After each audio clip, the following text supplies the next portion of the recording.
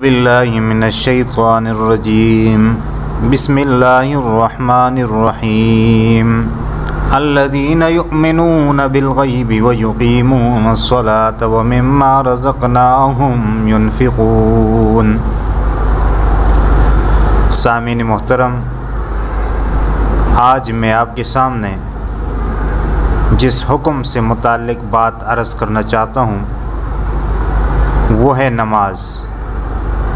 نماز اللہ تعالیٰ کا ایک اہم ترین حکم ہے، اور اس کی اہمیت کا اندازہ آپ اس سے لگا سکتے ہیں کہ قرآن مجید میں 92 مقامات پر نماز کا تذکرہ آیا ہے، اور ان جگہوں میں بعض جگہ تو صیغہ امر کے ساتھ اس کا ذکر ہوا ہے کہ اقیموا الصلاۃ، نماز قائم کرو،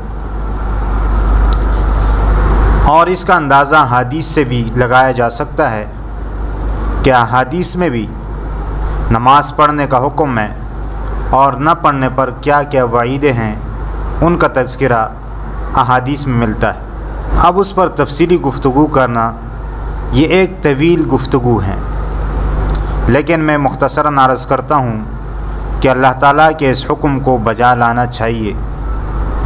بعض لوگ ہم نے دیکھے جو معذور ہیں، جن کے ہاتھ نہیں ہیں، لیکن اس کے باوجود بھی وہ نماز کا اہتمام کرتے ہیں، لیکن افسوس سے کہنا پڑتا ہے کہ کچھ لوگ ایسے بھی ہیں کہ جو صحیح ہے اور ان کے اعضاء صحیح سالم ہے، لیکن اس کے باوجود بھی وہ نماز کا اہتمام نہیں کرتے۔ یہ بہت افسوس کی بات ہے۔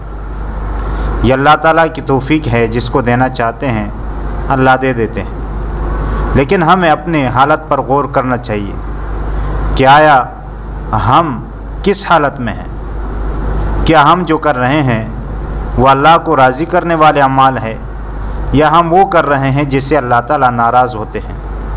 تو خدا را اللہ تعالیٰ نے آپ کو صحت دی ہے، تو آپ اس صحت کو اللہ تعالیٰ کی عبادت میں لگائیں اور اللہ تعالیٰ کے اس اہم حکم کو بجا لائیں، ورنہ کل پھر افسوس کریں گے کہ کاش ہم نماز پڑھ لیتے۔